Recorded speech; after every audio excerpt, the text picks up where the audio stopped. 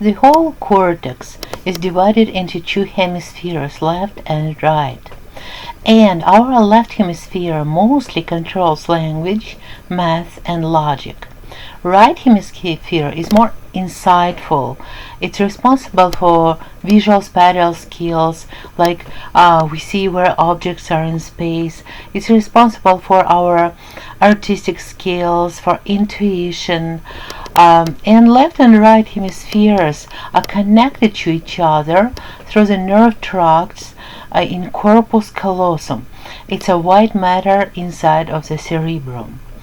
There is a myth that some people are exactly right-brained or left-brained, and it's not exactly true. There is lateralization, but generally our brain works as a whole thing. Look at this picture. Left side of the brain, more responsible for logics, and right more for our creativity and emotions. The same person when they are young can be more emotional, but they are becoming more logical with age. So there is no exactly right-brained or left-brained people. Cerebral white matter. Our myelinated axons or fibers get together into the bundles and form tracts. Those tracts are right inside of the white matter of the brain.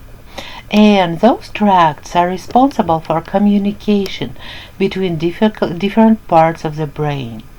For example, the structure which is called corpus callosum is sitting right above those ventricles, lateral ventricles of the brain, the green structure.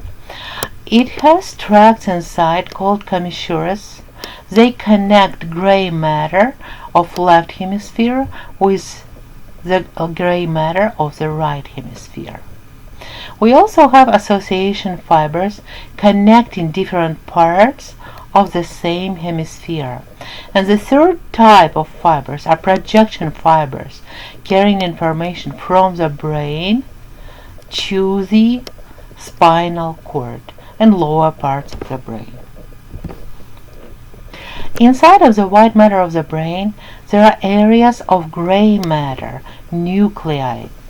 So, nuclei or single nucleus, it's a cluster of neuron cell bodies sitting inside of the white matter of cerebral hemispheres.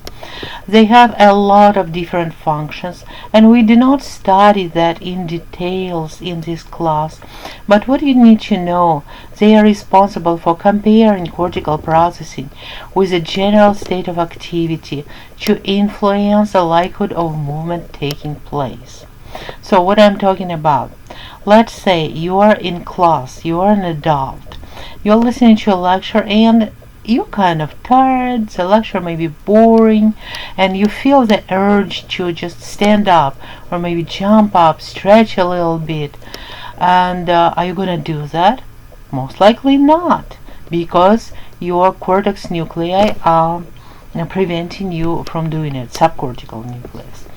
But what about 4-year-old? Can 4-year-old control their urges so well? No, because their nuclei are not that developed yet. Basal nuclei have other functions. They can influence muscle control. They can help us to regulate our attention and cognitive functions. And they also inhibit antagonistic and unnecessary movements. If you paid attention, some very old people or people who have certain conditions like Parkinson's disease, sometimes their hands are shaking. Those are unnecessary movements, and they really prevent people from writing or holding a cup with hot coffee. It's difficult for them to do that. Those are unnecessary movements, and in healthy people they are prevented, inhibited by basal nuclei. Diencephalon is their central part of the brain. It's made of 3 paired structures: thalamus, hypothalamus, and epithalamus. We only study one part of epithalamus. Right here it's called pineal gland.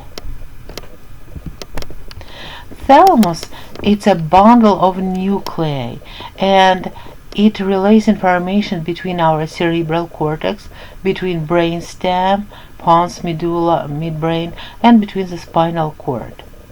So all sensory information that we receive from our eyes, what we see, from our ears, what we hear, and from our skin, what we feel, from our tongue, what we taste.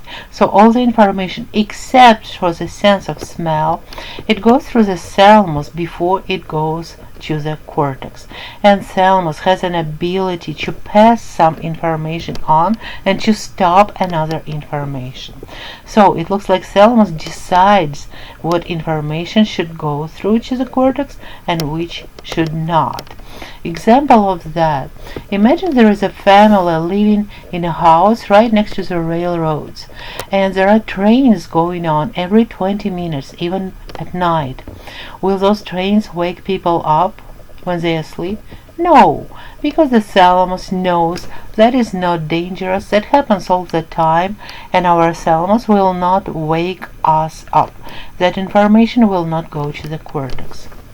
But if a family living in the same house has a new baby and the baby starts crying at night, then mother will wake up immediately because thalamus and cortex know when baby is crying, it's very important.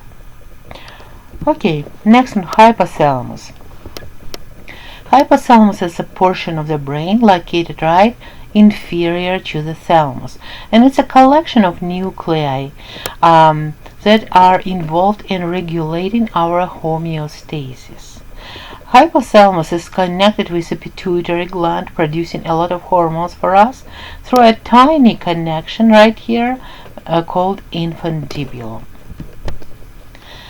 Functions of the hypothalamus. You need to know those functions. First of all, hypothalamus help us to control functions of our organs, visceral functions, like blood pressure, heart rate, motility, movement in our digestive organs. Hypothalamus is partially responsible for our emotional response, our emotions. It also regulates our body temperature, food intake when we are hungry, when we're thirsty. It regulates our sleep cycles. It controls release of hormones by pituitary sitting under it, and it also produces some pituitary hormones by itself. So pineal gland, posterior to the thalamus, is a small round structure producing melatonin. Melatonin is a hormone that regulates our sleep and wake cycles, also like hypothalamus but in a different manner. When it's bright sunny light, production of melatonin stops. When it's getting dark, our pineal gland starts producing melatonin and releasing it into the blood, and it helps us to relax and fall asleep.